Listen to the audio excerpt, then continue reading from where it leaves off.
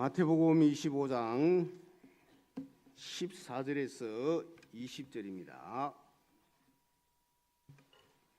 또 어떤 사람이 타국에 갈 때 그 종들을 불러 자기 소유를 맡김과 같으니 각각 그 재능대로 한 사람에게는 근 5달란트를, 한 사람에게는 2달란트를, 한 사람에게는 1달란트를 주고 떠났더니 5달란트 받은 자는 바로 가서 그것으로 장사하여 또 5달란트를 남기고 2달란트 받은 자도 그같이 하여 또 2달란트를 남겼으며 1달란트 받은 자는 가서 땅을 파고 그 주인의 돈을 감추어 두었더니 오랜 후에 그 종들의 주인이 돌아와 그들과 결산할세 5달란트 받았던 자는 5달란트를 더 가지고 와서 이르되 주인이여 내가 5달란트를 주셨는데 보소서 내가 또 5달란트를 남겼나이다.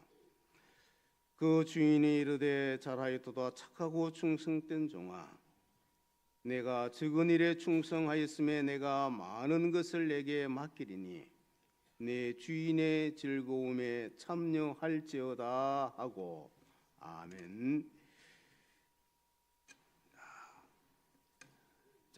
30절까지 읽어야 되는데 20절까지만 읽겠습니다.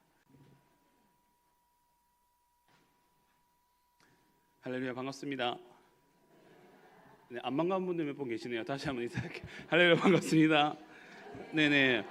제가 이제 거창 제1교회를 오면서 몇 가지 놀란 점이 있었습니다. 첫 번째는 그 담임 목사님이 언젠가 전화가 오셨어요. 그래서 전화 오셔가지고 어느 교회 무슨 목사인데 하는데 무슨 말인지 못 알아들었어요. 처음에는 이게 전화로 잘 안 들어가요. 예, 죄송합니다. 다시 한번 하니까 거창제일교회 손부익 목사라고 하는데 9월 셋째 주에 주일 오전 예배 설교를 하러 올 수 있냐는 거예요.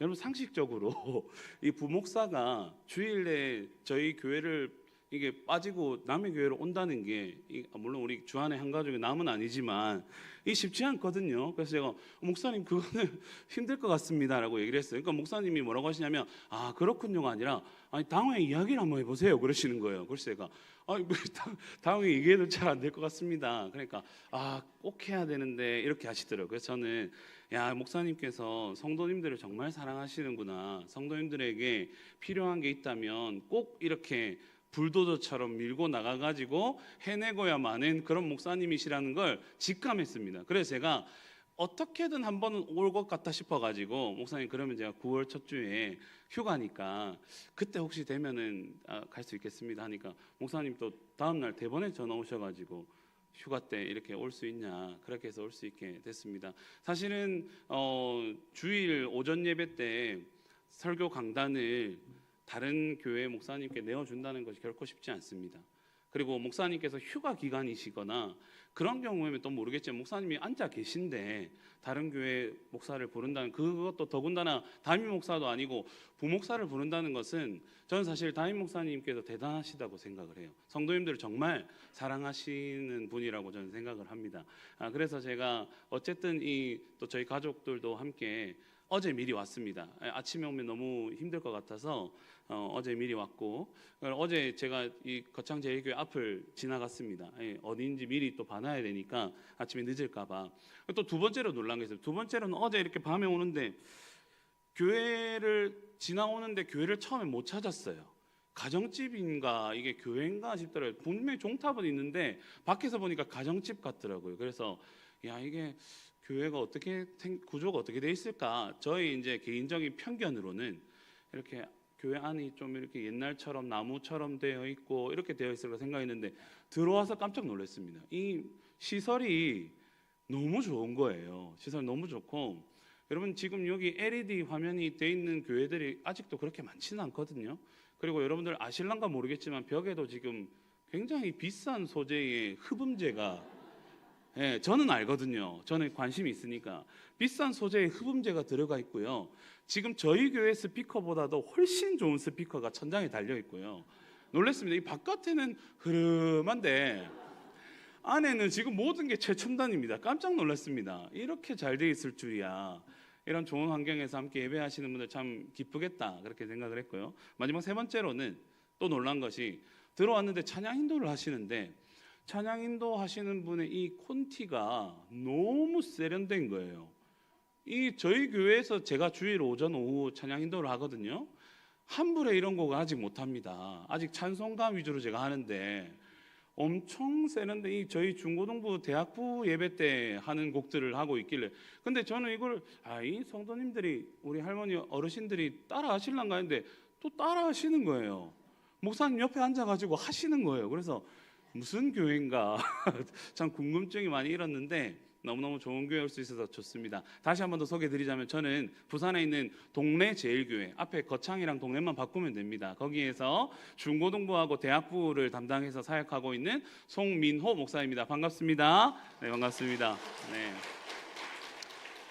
초청해 주셔서 너무 감사하고요. 제가 한 청소년 사역만 현재 17년 차 하고 있고요.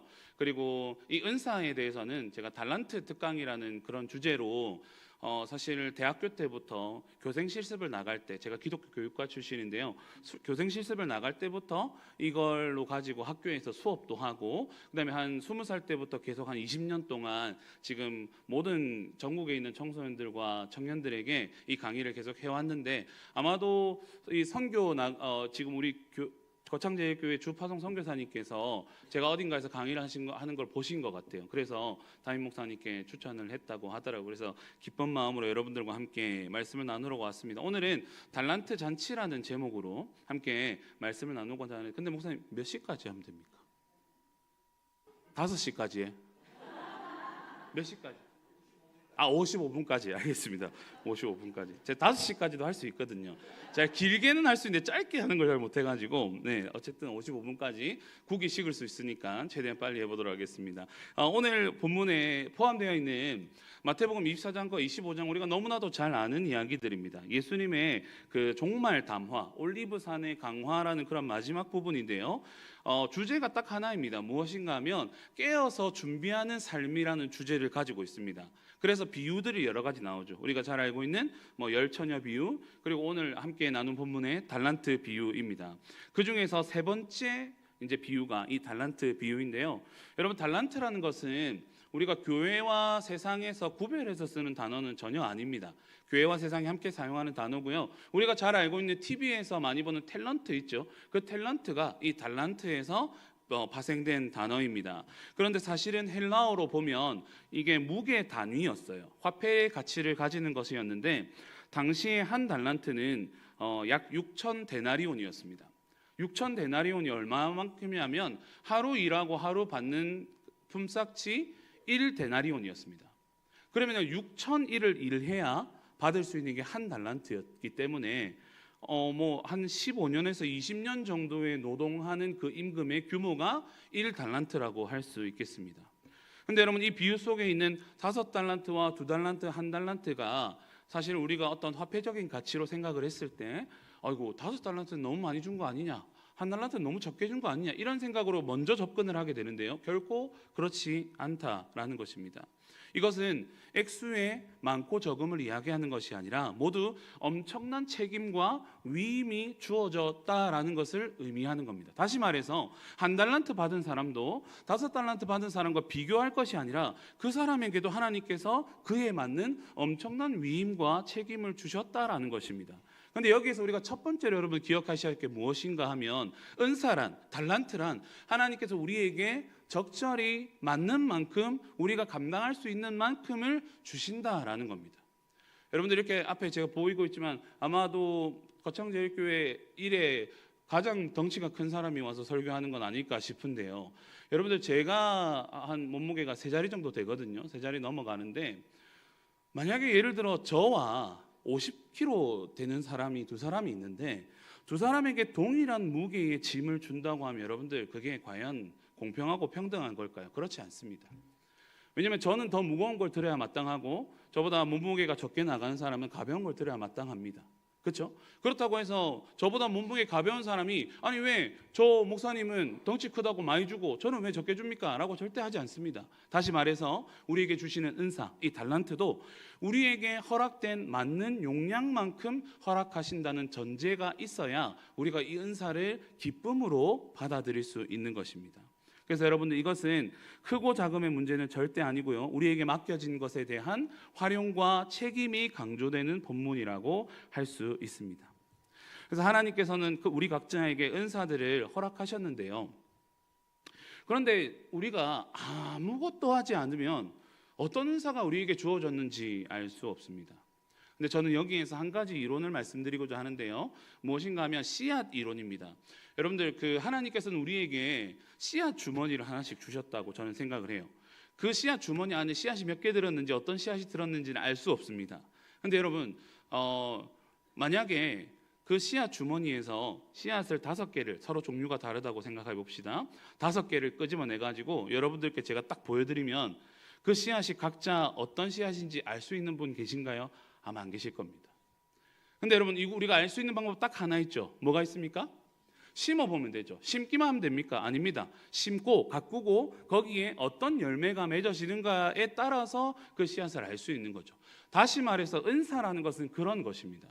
우리가 아무것도 안 하고 가만히 있는데 하나님께서 우리에게 어떤 은사를 주시는 것이 아니라 우리에게 하나님께서 주어주신 달란트와 은사의 그 씨앗 주머니 안에 있는 씨앗을 얼마나 내가 많이 그리고 얼마나 내가 부지런하게 꺼내어서 심고 가꾸고 열매를 맺는가에 따라서 나의 은사를 알 수 있다라는 것입니다.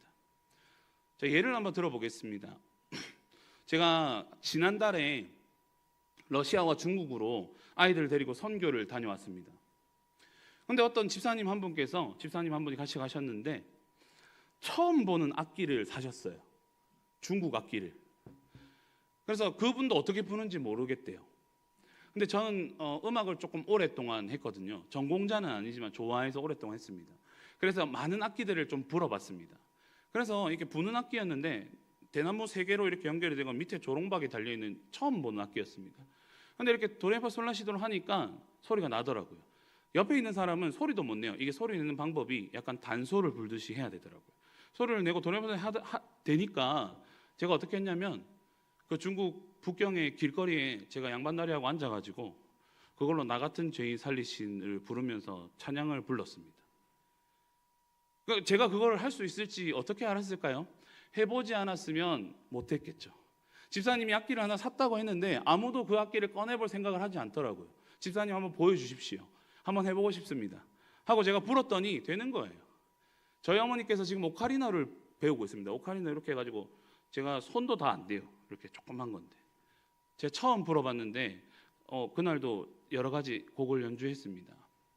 그러니까 이런 것들을 많이 시도해보고 뭔가를 내가 꺼내보고 가꾸었을 때 우리에게 어떤 은사가 주어지는지 알 수 있다는 거예요. 또 한 가지 여러분들에게 말씀드리고 싶은 것은 만약에 똑같은 사과나무 씨앗을 한 10m 간격을 두고 심어가지고요. 똑같은 물을 주고 똑같은 햇빛을 준다고 해서 거기에 열매가 맺히는 사과의 개수가 같을까요? 다를까요? 다릅니다. 이게 무슨 말이냐면 서로 하나님께서 주신 은사와 그 은사가 개발되고 가꾸어지는 시간과 때가 다 다르다는 것을 우리가 인정해야 하는 것입니다. 그래서 여러분 우리는 이러한 은사들을 바탕으로 무엇을 해야 하는가 하면 결국에는 교회 안에서 학교 안에서 이 은사들로 하나님의 나라를 세워가야 하는 것입니다. 여러분 하나님께서는 자신의 소유를 교회와 성도에게 위임하셨습니다. 다시 말해 하나님 스스로 하나님께서 하나님의 나라를 세워가실 수 있지만 하나님께서 이 땅에 또 이 거창 지역 가운데 거창제일교회를 세우시고 그 거창제일교회 안에 성도들을 부르시고 거창제일교회와 성도들을 통하여서 교회를 세워가시고 하나님의 나라를 세워가시는 거예요. 그러기 위해서 어떤 걸 주셨냐 하면 은사를 주셨다는 거예요. 하나님 나라를 함께 우리가 세워가기 위해서 우리 각자에게 필요한 은사들을 주셨다는 거예요. 근데 그게 우리에게 우리의 능력으로 주신 것이 아니라 우리가 이 땅에 잠시 사는 동안 이 땅에 잠시 있는 동안 우리에게 위임하셨다는 거죠. 여러분들 목사님께서 처음으로 이 거창제일교회 이제 담임으로 심호하실 때 무슨 식을 합니까? 위임식을 하죠. 권사님, 장로님 마찬가지고 그 위임이라는 거 뭐냐면 잠시 맡겨주는 거라는 겁니다. 이 교회가 결코 담임 목사님의 소유가 아닙니다. 그렇죠? 그리고 우리에게 맡겨진 은사 또한 마찬가지입니다. 이게 그냥 내 잘난 맛으로 막 노래를 하고 내 잘난 맛으로 나의 재능을 어디다가 사용하고 그렇게 한다면 하나님께서 위임하신 그 의미를 잘못 해석하게 되는 것입니다.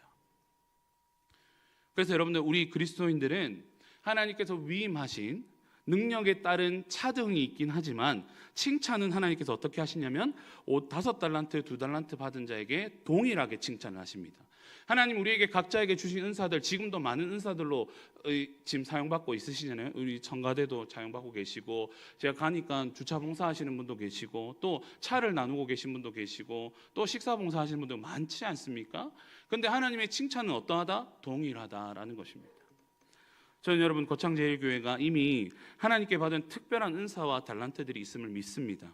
근데 저는 오늘 단지 하루 설교자로서 여러분 안에 이미 있는 것을 좀 일깨워 드리는 촉매 역할만 하도록 하겠습니다. 그리고 이후에 은사 배치나 사역들은 반드시 담임 목사님과 사역자들의 상담을 거치시기 축복합니다. 여러분, 그러면 우리가 이런 은사들이 참 많이 있는데 왜 활용이 잘 안 되는 걸까요? 아마 그런 고민을 가지고 담임 목사님께 저에게 연락을 하신 것 같습니다. 왜 이렇게 많은 교회들에서 은사가 묻히게 되는 것일까요?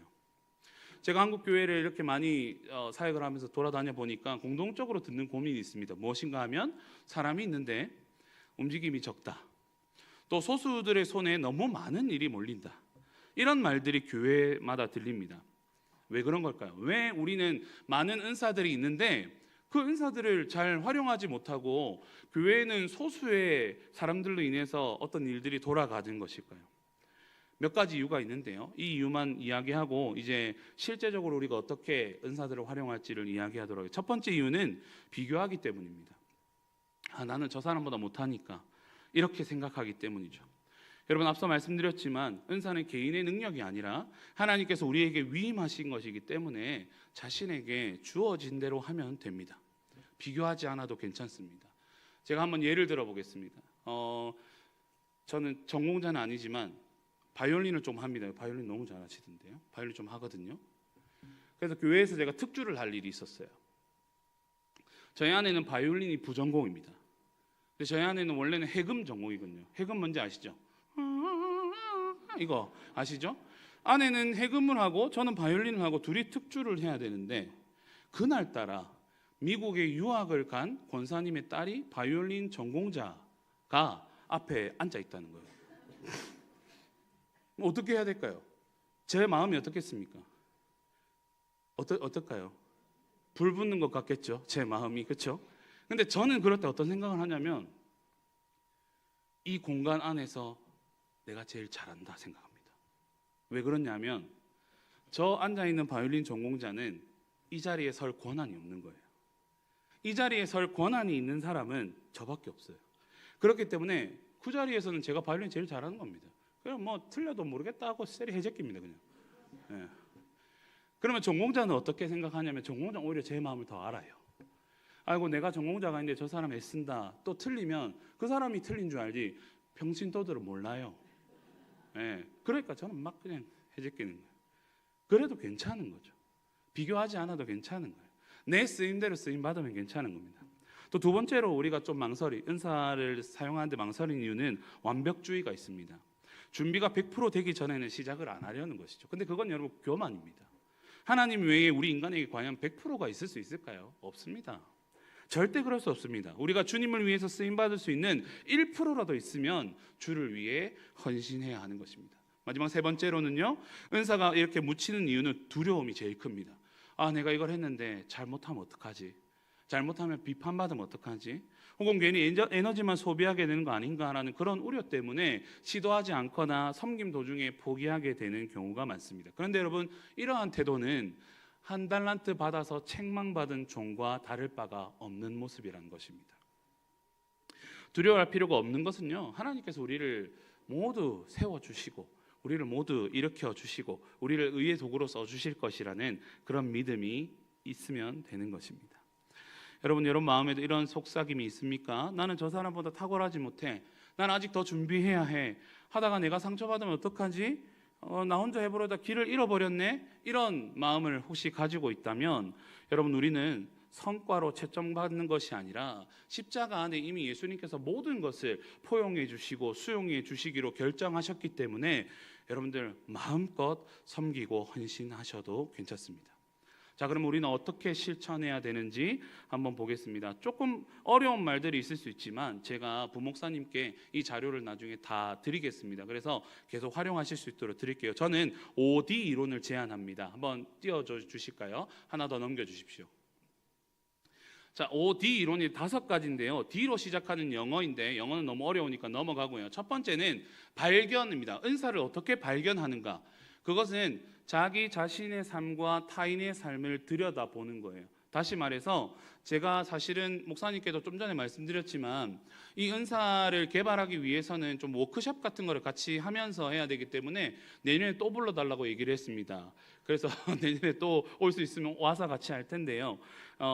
첫 번째로 제가 항상 하는 게 뭐냐면 목사님 저한테 가장 큰 물음이 그겁니다. 목사님 저는 제 은사가 뭔지 모르겠어요. 저에게 주신 달란트가 뭔지 모르겠어요. 이렇게 물으시면 대부분이에요. 그러면 어떻게 하냐면 첫 번째로 지난 1년 동안 내가 어디에 가장 마음이 가고 어디에 가장 내 마음이 머물렀는지 혹은 무엇을 보고 슬퍼했고 무엇을 보고 기뻐했는지를 적어보라고 합니다. 그럼 내 관심사가 있는 곳에 하나님께서 은사를 분명히 허락하셨을 거거든요. 그렇게 해서 첫 번째는 발견 단계를 거쳐야 됩니다. 그 다음에 발견을 했으면 두 번째는 디벨롭, 개발이라고 하는데요. 이것은 계속해서 이제 이걸 실습하는, 예를 들어 누군가가 찬양의 은사를 발견했어요. 근데 찬양의 은사를 발견을 했는데 그 발견한 것만 가지고 앞에 세우면 어떻게 됩니까? 그러면 지는 은혜롭지만 앉아있는 사람은 은혜롭지 못한 그런 이상한 현상이 일어납니다. 그렇죠? 그렇기 때문에 발견을 했으면 그 다음에는 계속해서 그것을 개발하고 함께 모여서 연습하고 이루어가는 것이 필요한 것입니다. 세 번째, 그렇게 발견하고 개발했으면 세 번째로는요, 이것을 이제 배치해야 됩니다. 교회 각자 적소에서 배치해야 하는 것이죠. 충분히 연습이 되어지고 개발이 되어지고 난 다음에는 교회 공식인 팀 내 역할들을 지정하고 명확한 범위를 허락해주고 같이 어떤 기대가 있는지를 공유해 주는 겁니다. 예를 들어 새가족부가 있다면 새가족부에 어떤 사람이 어떤 역할을 해야 하는지 명확하게 정돈을 하고, 그 다음에 새로운 가족이 왔을 때는 우리가 어떻게 해서 예배를 마치고 담임 목사님 만나는 것까지의 그런 타임테이블들을 쭉 짜서 새가족이 부담스럽거나 혹은 소외당하지 않도록 계속해서 그 안에서 만들어가고 그리고 계속해서 우리가 나누어 가야 되는 것입니다. 그 다음에 네 번째는 이제 다양화입니다. 이제 그렇게 했어요. 괜찮아졌어. 우리 교회가 예를 들어 새가족들이 와가지고 정착을 잘 했어. 그런데 그걸로 또 끝나는 것이 아니라 이제는 우리가 어떻게 하면 이 사역들이 이제 적응이 됐는데 어떻게 다양화할 수 있을까라는 게 있겠죠. 예를 들어 거창제일교회가 새가족 교육과 새가족 환대가 너무 잘 되는 교회라 소문이 났어요. 그러길 소원합니다. 아멘이 없네요. 그러길 소원합니다. 자, 그랬으면 이제 어떻게 해야 되냐면 이걸 흘려보내야 되는 거예요. 다른 교회에 이 포맷을 잘 적용해서 흘려보내는 거죠. 다른 교회에다가 알려주는 거죠. 그리고 우리는 더 개발하는 겁니다. 그래서 우리는 더 잘할 수 있도록, 더 개발할 수 있도록 다양화시켜가는 것이죠. 그리고 마지막 다섯 번째는 여러분, 쉼이 필요합니다. 계속해서 그 사역을 하는 것도요, 여러분 우리가 안식년이 있듯이 그 사역에도 반드시 쉬었다가 재반성하고 재평가하고 재충전하는 시간이 필요한 것입니다. 이렇게 5가지로 은사들을 우리가 발견하고 개발하고 배치하고 그리고 다양화하며 그리고 심화해 나갈 수 있는 것입니다. 저는 여러분 이것을 도와주는 좋은 도구로서 다중지능 이론, 다중지능 검사를 택했습니다. 여러분도 혹시 검사지 다 받고 하셨나요? 네, 3가지 3순위 검사 순위가 나오셨죠? 한번 손 한번 살짝 들어보겠습니다. 제가 말씀드리면 혹시 언어 지능이 제일 높게 나왔다. 한번 손 들어보십시오. 언어 지능. 한번 그 표가 있으면 펼쳐 보시고 언어 지능이 내가 제일 높게 나왔다 하시는 분들은 한번 손을 들어주시면, 이게 아직까지 체크를 안 하셨나요? 하셨죠? 네네네 하셨죠. 언어 지능 아무도 안 계신가요? 그럼 음악 지능 한번 손 들어보세요. 음악 지능. 성가대에 계신 분들 음악 지능 많으실 거고, 여기 이 지능들이 8가지가 있는데요. 제가 쭉 이야기 해드리겠습니다. 거기 보시면 언어, 논리, 수학, 공간, 음악, 신체, 그리고 대인관계, 자기이해, 자연친화 지능이 있습니다. 아마 여러분들에게 미리 나눠드린 용지로 검사하신 걸로 알고 있는데 아직까지 검사를 안 해보신 분들은 부목사님께 제가 이 검사지를 전달 드렸습니다. 그거 가지고 반드시 검사를 해보시고 그리고 이 각 지능별로 어떤 역할과 어떤 사역들을 할 수 있는지를 여러분들이 잘 체크해 보시기 바랍니다. 한번 이제 PPT를 띄워주시겠습니다. 먼저 언어 지능은요, 이 지능이 뛰어난 사람들은 말이나 글을 이야기하고 구조화하는 걸 잘하는 사람들이고요. 의미 뉘앙스를 굉장히 전달을 잘하고 설득과 표현이 뛰어난 사람들입니다. 그래서 이들은요, 교회에서 참 여러 가지 역할들을 할 수 있는데 제일 중요한 게 뭐냐면 가르치는 교사의 역할을 하면 참 좋습니다. 그리고 권면하고 복음을 전파하고 위로하는 그러한 역할들을 언어 지능이 뛰어나신 분들이 하실 수 있습니다. 다음에 넘겨주시고요. 자, 언어 지능은요, 설교 그리고 교육에 대한 이 핵심 한 페이지를 요약하는 것이 필요합니다. 사실 우리가 이런 것들을 담임 목사님이 다 하시거든요. 담임 목사님께서 설교 내용을 보통 이렇게 나눠주시는 거 보면 이번 주 한 주 동안 묵상하세요 하는 거 담임 목사님 다 하세요. 근데 그것을 성도님들 중에 이거 하실 수 있는 분이 있다면 한 페이지로 딱 요약해서 주보에 같이 끼워서 나가게 되면 아마도 굉장히 좋은 헌신이 될 것 같습니다. 또한 새가족 환영하는 것들이 굉장히 중요한데요. 거기에 대한 문구에 대한 제작을 하고 개선을 하고 의견을 제시할 수 있고 또 소그룹을 인도함에 있어서 이 언어 지능이 뛰어나신 분들이 리더 역할로서 또 질문들을 많이 만들어 보고 그래서 제가 뭐 질문을 따로 드리지 않는 이유는 각 교회마다 필요가 다 다릅니다. 그래서 거창제일교회에 맞는 고민과 질문들을 함께 나눌 수 있게 만드시면 되고요. 또 우리가 성경 읽기 캠페인 많이 하지 않습니까? 그래서 성경 읽기 캠페인을 어떻게 하면 좋을지 이렇게 해봅시다 라는 것들을 다양하게 제작해 볼 수 있습니다. 또한 누군가가 간증을 하시는 분이 있다면 간증에 대한 그 간증문을 정리해 주시고 편집해 주신 역할, 또 특별히 설교가 끝났다 그러면 주일 설교 핵심 세 문장을 제작을 해가지고 예를 들어 뭐 화장실이나 잘 보이는 데 붙여 놓는다든지 이런 아주 소소하지만 다양한 사역들이 우리가 섬길 수 있는 것을 볼 수 있습니다. 다음 한번 넘겨보겠습니다. 논리 수학 지능, 이것은요 패턴이나 구조나 이런 숫자에 대해서 시스템을 최적화하는 데 있어서 굉장히 강한 것입니다. 그래서 가장 필요한 영역이 재정의 영역이죠. 교회에서 행정과 재정을 맡을 수 있는 분들이 이런 지능이 좀 높으신 분들이 좋습니다. 한번 넘겨주시고요. 자, 출석하고 새가족 정착 데이터 분석해가지고 예산 집행 모니터링, 또 봉사 어느 지역에서 여기 누가 봉사하고 있는데 누군가가 봉사하는 게 스스로 얘기하기 힘들어요. 스스로 목사님한테 목사님 저 이 봉사를 너무 오래 했는데 지금 너무 지쳐 있는데 힘듭니다. 이게 아니라 이걸 담당하시는 분이 있다면 찾아가셔서 지금 조금 쉬셔도 괜찮지 않습니까? 지금 혹시 힘드십니까? 이렇게 하면서 봉사가 과부하되는 것을 좀 풀어줄 수 있는 것입니다. 그리고 아까 언어 지능이 예를 들어 성경 읽기 캠페인을 주도한다면 이분들은 성경 읽기 진행이 얼마나 어떻게 되는지 표로 만들어서 정돈할 수 있겠죠. 그리고 또 만약에 주차장이 있다면 주차할 때는 이렇게 잘 주차를 해서 누구 먼저 나가시는 분이 있다면 이렇게 정돈하면 좋겠습니다 라는 것도 할 수 있습니다. 제일 중요한 것이 헌금 분류 그리고 지출하고 지출 나가는 것들을 표준화할 수 있는 것들이 이런 영역이 있는 분들이 굉장히 필요합니다. 네, 또 한번 넘겨주시고요. 공간 시각 지능은 말 그대로 디자인에 관한 것입니다. 이미지에 관한 것인데요. 한번 넘겨주시면 자, 예배 여기 슬라이드, 근데 공간 지능이 뛰어난 분이 이미 계신 것 같아요. 슬라이드가 보통이 아닙니다. 예, 너무 잘 되고 있어요. 그래서 계속 활용을 잘 하시면 될 것 같고요. 또 어린이나 청소년 학습실, 이 주일학교 환경들을 여러분 좀 잘 꾸밀 수 있으면 좋고, 또 우리 보통 교회에 가면 선교 현황, 세계 지도 이렇게 해가지고 우리나라에서부터 예를 들면 뭐 저기 과테말라에 있으면 핀 찍어가지고 실 잡아 당겨가지고 이렇게 해놓고 아시죠? 예, 그런 것들을 이런 분들이 이제 잘 하시면 됩니다.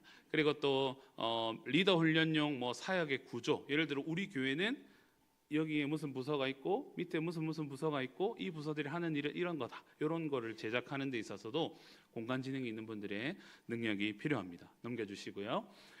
그다음에 음악 지능은 너무 쉽죠. 네, 이 음악에 관한 것들이 교회에서는 굉장히 많이 부각되기 때문에 넘겨주시면 예배 인도, 찬양 인도, 찬양팀, 그것만 하는 게 아니라 새로운 곡들에 대해서 할 때 이 곡이 과연 교회에서 불려져도 되는 곡인가, 혹은 이 곡이 과연 예배 때 불려져도 되는 곡인가.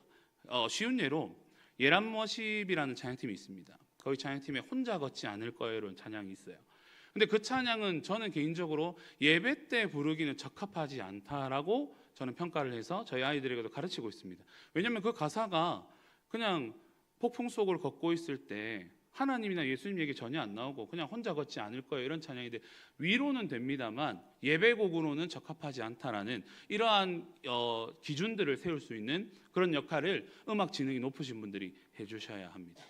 그 다음에 또 노년층에 맞춘 키나 템포들을 조정할 수 있어야 되고, 그 다음에 기도의 음악도 아무거나 트는 게 아니라 기도의 음악도 우리 주제별로 어떤 것들을 틀면 좋을지를 이분들이 하실 수 있는 것입니다.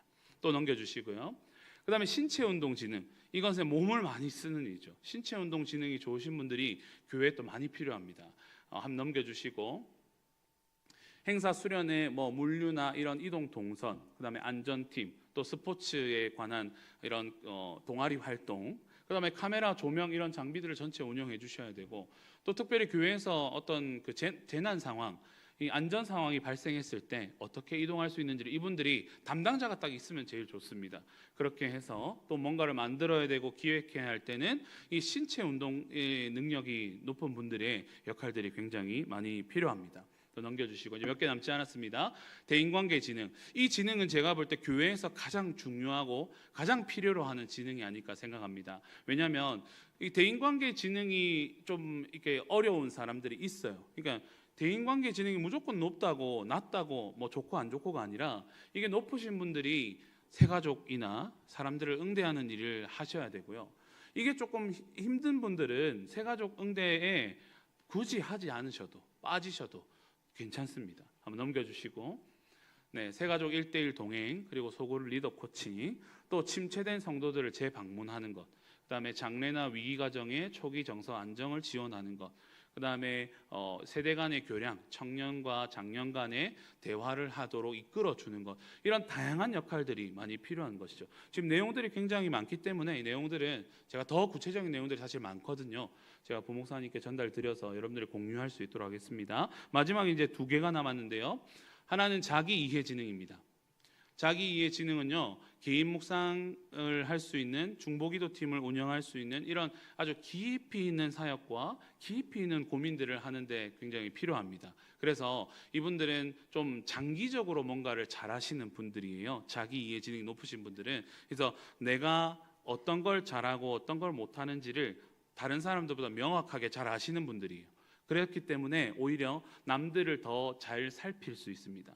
왜냐하면 남을 살핀다는 것은 내가 먼저 채워지고 내가 먼저 살핌이 돌봄이 되어야 남을 살필 수 있기 때문에 이분들은 장기적으로 챙기고 케어해야 될 분들을 많이 이렇게 돌아보시는 역할들을 추천을 드립니다. 마지막 지능은 자연 친화 지능이 있습니다. 자연 친화 지능은요, 한 단 더 마지막 넘겨주시면, 교회 정원, 옥상 텃밭을 갖추어도 되고요. 또 친환경 행사 운영을 해도 괜찮습니다. 요즘에 일회용품에 대한 사용이 너무 많이 대두되고 있기 때문에 또 선교지의 농업 기술이나 이런 솔루션들을 연결해 줄 수도 있고, 사회봉사팀, 지역 농가 연계, 꽃꽂이 이런 영역들이 있습니다. 그래서 이렇게 총 8가지 지능들을 제가 한번 여러분들에게 소개를 해드렸는데, 이 다중지능이라는 것은 정말 하나님께서 주신 은사를 교회 사역 현장에서 어떤 방법과 어떤 형식으로 우리가 이걸 할 수 있는지를 고민하게 됩니다. 그리고 각 지능에 맞는 여러 가지 훈련의 도구들이 필요하겠죠. 그런 것들을 함께 고민하고 연구해 나가면서 여러분들 가운데 숨어 있는 그 은사적 잠재력들이 많이 바깥으로 나올 수 있기를 소원하고요. 단순한 봉사를 넘어서 교회 안에서 영역별로 전문성이 확대되기를 소원합니다. 그래서 여러분들 지금 제가 항상 이 강의는 대부분 청소년들과 청년들을 대상으로 했습니다. 근데 여기에는 연배가 많으신 어르신분도 계시는데, 여러분들 또한 지금 내가 뭘 하노 그러지 않으셔도 좋습니다. 왜냐하면 여러분, 오히려 이런 은사적인 부분에 있어서는요, 청년 청소년들은 전문성이 떨어집니다. 왜냐하면 걔들은 고작 1, 20년밖에 안 산 애들이에요. 근데 어르신들께서는 오랜 세월 60년, 70년, 80년을 살아오시면서 쌓인 노하우들과 이런 것들이 충분히 있기 때문에 여러분들께서도 훨씬 더 자기에게 맞는 은사들을 활용하실 수 있다라는 것입니다. 여러분, 그래서 말씀을 정리하고자 합니다. 참 많은 은사들이 여러분들에게 주어졌고요. 또 이 은사들을 구체적으로 여러분들에게 적용시켜 주기 위해서는 좀 더 많은 시간이 필요할 것 같은데요. 그래도 함께 이렇게 잠시라도 나눌 수 있었음에 감사한데, 무엇보다도 제가 이제 이 설교를 어떻게 정돈을 할까 고민을 하다가 이 말씀으로 정돈하면 너무 좋겠다 생각을 했습니다. 우리에게 주어진 많은 은사들이 있습니다. 여러분들 각자에게도 있고요, 저에게도 있습니다. 그런데 우리에게 주어진 은사 중에 가장 큰 은사가 무엇이겠습니까? 그것은 예수님을 알고 십자가와 복음을 아는 은사임을 기억하시기 바랍니다. 여러분, 다른 은사들 내가 어떻게 하면 잘할 수 있을지 사실은요 고민 안 해도 괜찮아요. 제가 거의 30-40분 동안 설교한 내용 다 까먹어도 괜찮아요. 하나만 기억하시면 되는 게, 우리가 예수 그리스도를 아는 은사, 그 은사만 붙들면요 교회에서 뭐든지 할 수 있습니다. 내가 주를 위해서, 주님이 나를 위해서 십자가에 죽으셨는데 그것을 아는, 복음을 아는 은사만 있다면요 여러분들 진짜 뭐 구정물을 뒤집어 써도 우리가 교회에서 무슨 일을 할 수 있지 않겠습니까? 그래서 우리 주님 다시 오시는 그날을 기다리며 함께 여러분들 기쁨으로 교회를 세워가실 수 있기를, 그리고 또 우리 같이 부족한 일을 통하여 교회를 세워가기를 원하시는 하나님께 순종하며 거창제일교회 안에서 이 은사와 달란트를 통한 이 달란트 잔치가 일어나기를 진심으로 축복합니다.